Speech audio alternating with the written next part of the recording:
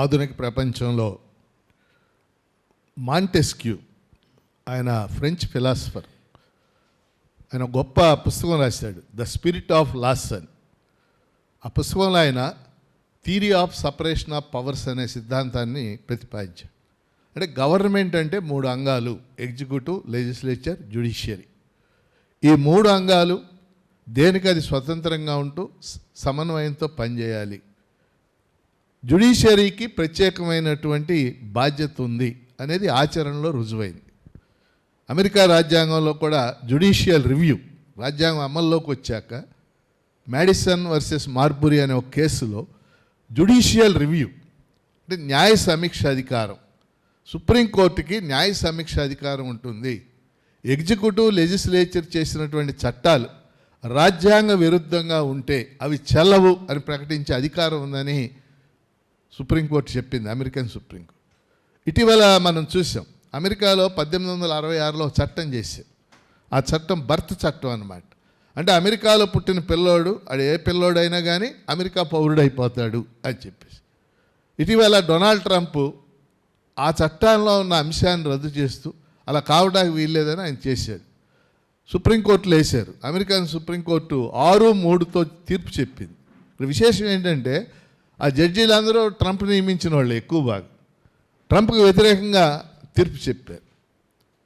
కాబట్టి జ్యుడిషియరీకి ఒక విశిష్టత ఉంది, అది నేను చెప్పదలుచుకున్న అంశం.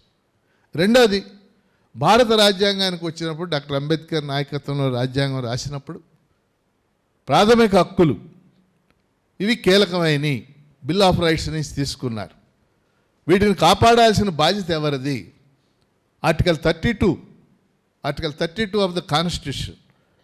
సుప్రీంకోర్టు 5 రకాల రిట్లు జారీ చేయొచ్చు: habeas corpus, mandamus, quo warranto, certiorari, prohibition. ఈ రిట్ల ద్వారా పౌరుడి యొక్క హక్కుల్ని సుప్రీంకోర్టు కాపాడాలి. Who is the custodian of the constitution? రాజ్యాంగ నిర్మాత అంబేద్కరే చెప్పాడు. ఈ రాజ్యాంగాన్ని ఎవరు రక్షించాలి? అల్టిమేట్గా ప్రజలు రక్షించుకుంటారు, అది వేరు. Who is the people of India అన్నాం. కానీ సాధారణ సమయాల్లో ఎవరు రక్షించాలి ఈ రాజ్యాంగాన్ని? Supreme court is the custodian of Indian constitution. Supreme court is the watch dog of the Indian constitution. చాలా తీర్పులు గత 75 ఏళ్ళలో పరిశీలిస్తే మనం చాలా గొప్ప వాళ్ళు ప్రధాన న్యాయమూర్తులుగా పనిచేశారు. మనకు తెలిసిన ప్రధాన న్యాయమూర్తులు జస్టిస్ పిఎన్ భగవతి, ఆయన పిఐఎల్, ఈ పబ్లిక్ ఇంట్రెస్ట్ లిటిగేషన్ ఇవన్నీ కూడా ఇంట్రడ్యూస్ చేశారు. జస్టిస్ వైవి చంద్రచూడ్ 7 ఏళ్ళు చేశాడు సుప్రీంకోర్టు చీఫ్ జస్టిస్. చాలా బ్రహ్మాండమైనటువంటి తీర్పులు చెప్పారు. జస్టిస్ సిక్రీ, వీళ్ళందరూ గొప్పగా పేరు తెచ్చుకున్నారు. మామూలు న్యాయమూర్తులు కూడా, ప్రధాన న్యాయమూర్తి కాకుండా అనేక మంది, justice Chinnappa Reddy, justice VR Krishnaiah, ప్రాథమిక హక్కులను కానీ ఆదేశిక సూత్రాలని కాపాడటానికి గొప్ప తీర్పులు చెప్పారు వీళ్ళంతా కూడా.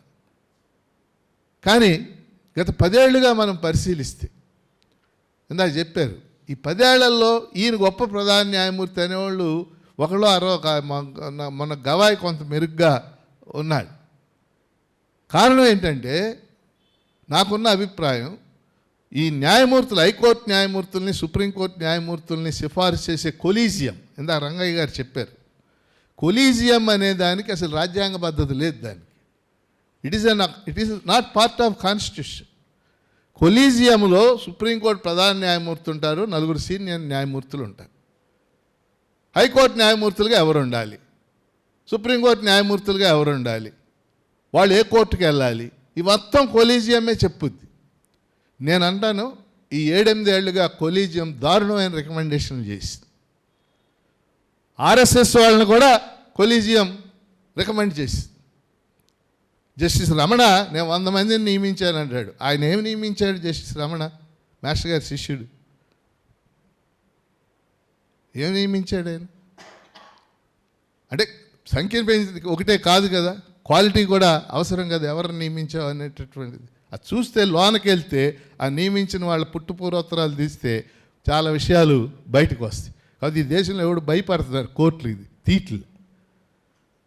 ఆ క్రమంలో వాడే ప్రస్తుతం ఉన్న ప్రధాన న్యాయమూర్తి. లేకపోతే అంటే ఆయనకు ఒక విధంగా థ్యాంక్స్ చెప్పాలి. ఈ బొద్దింకల పార్టీ ఆయన లేకపోతే వచ్చేది కాదు. ఆయన ఎందుకు అన్నాడో బొద్దింకలు అన్నాడు. బొద్దింకను మనం మామూలుగా చాలా చెడు ఏమంటాం, కీటకంగా చూస్తాం. బొద్దింకల పార్టీ రావడానికి ఆయనకునే కారకుడు అయ్యాడు. ఈ రోజున ఆయన నిన్న నీ వీడియో చూడను, నిన్న ఏం జరిగింది, నరేంద్ర మిశ్రా అనేటటువంటి ఒక న్యాయవాది సుప్రీంకోర్టుని అర్థించాడు బెంచ్ని. ఏమని, మీరు సూమోటోగా తీసుకోండి జరిగిన మొత్తాన్ని.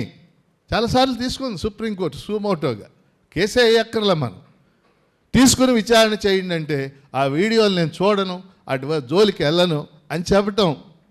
ఒక సుప్రీంకోర్టు ప్రధాన న్యాయమూర్తి, ఈ రాజ్యాంగాన్ని కాపాడవలసినటువంటి ఒక వ్యవస్థ యొక్క ప్రధాన న్యాయమూర్తి మాట్లాడాల్సిన మాటలేనవి. అందుకని కానీ అది కూడా మంచి చేసాడు అనుకుంటున్నాను నేను.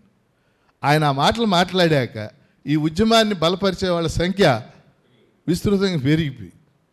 ఇవాళ ఈ ఉద్యమంలో ఏదో అయిపోద్దని నేనేం అనుకోవట్లే, కానీ అనేక రాష్ట్రాలకు వ్యాప్తి చెందింది. విదేశాల్లో అనేక నగరాల్లో ప్రదర్శన జరుగుతుంది. గత 7-8 ఏళ్ళుగా ఏది జరిగినా నోరు విప్పని వాళ్ళు కూడా విప్పి మాట్లాడి, వాళ్ళు సచిన్ తెండూల్కర్ ఖండించాడు. అంటే సచిన్ తెండూల్కర్ అంటే వీరుడని కాదు, ఎప్పుడు కూడా ఈ మధ్య ఆయన నోరు ఇప్పడం నేను చూడలే, కానీ వాళ్ళు ఖండించాడు దాన్ని. Murali Manohar Joshi BJP senior leader, కేంద్ర మానవ వనరుల శాఖ మంత్రిగా చేశాడు, ఆయన ఖండించాడు. ఇవాళ అన్నా హజారే ఆయన నిన్న 2 గంటలు దీక్ష చేశాడు. స్పృహలో ఏదైనా మంచి విషయం కదా సార్. వీళ్ళందరూ మాట్లాడుతున్నారంటే ఆ ఉద్యమంతో పాటు ఆ పిల్లల్ని కొట్టడం అన్నిటితో పాటు ఇది చివరి పాయింట్ నేను చెప్పదలుచుకుంది. దేశం అంతా ఖండిస్తుంది, ఆంధ్రప్రదేశ్ తప్పితే. ఆంధ్రప్రదేశ్ని మీరు మనం ఖండించబట్టే వాళ్ళు ఇక్కడ ఉన్నాం. కానీ ఆంధ్రప్రదేశ్లో ప్రధాన 3 రాజకీయ బీజేపీని వదిలేద్దాం, అసలు 3 రాజకీయ పార్టీ నాయకులు ఏం మాట్లాడుతున్నారు? వైఎస్ఆర్ కాంగ్రెస్, తెలుగుదేశం, జనసేన. ఇవాళ జనసేన నాయకుడి యొక్క పాఠం ఇవాళ ఈనాడులో వచ్చింది, మీరు చూడండి. ఆయన మాట్లాడి ఎంత దారుణమైన విషయం అది. మీరు ఆ చదివారు ఎవరైనా? ఇక్కడ ఉన్న వాళ్ళు చదివిన వాళ్ళు చేతులు ఎత్తని వరకు తెలుసుకుందాం. వాళ్ళు చదవండి ఇంటికి వెళ్ళి ఏం మాట్లాడి. అంటే అదేదో దేశద్రోహులు చేస్తున్న వ్యవహారంలాగా ఆయన మాట్లాడి. దారుణమైన విషయం, ఆయన సిగ్గుపడాలి. అందుకని వాళ్ళు ఏ విధంగా అంత మాట్లాడితే ఈ ఉద్యమం అంతా పెరుగుతుంది. ఇది కేవలం ఏదో నీటి స్కామ్కి సంబంధించిందే కాదు. వాళ్ళ జనరేషన్ జడ్డులో ఒక అశాంతి, ఒక అసంతృప్తి, ఒక నిరాశ, ఒక నిస్పృహ అనేక చోట్ల మనకు కనపడింది. నేపాల్లో కనపడింది, తమిళనాడులో ఒక రూపంలో ఎక్స్ప్రెస్ అయింది. దాంట్లోంచి వచ్చిన ఇదే కేవలం నీట్ స్కామ్ అనేది ఒక పైకి కనపడేటటువంటి కార్యక్రమం. అందుకని రాజకీయ పార్టీలు కానీ, లేకపోతే సంఘ సేవకులు కానీ, లేకపోతే పౌర సమాజం కానీ, అనేక సంస్థలు కానీ ఇవాళ స్పందించాల్సినటువంటి అవసరం ఉంది. సుప్రీంకోర్టు ప్రధాన న్యాయమూర్తి చేసిన ఈ వ్యాఖ్యలు సరైనవి కావు. మరి ఖండించటం అనే మాట మనం అనొచ్చు కాదు, రంగయ్య గారు చెప్పాలి, సరైనవి కావు అని చెప్తూ సెలవు.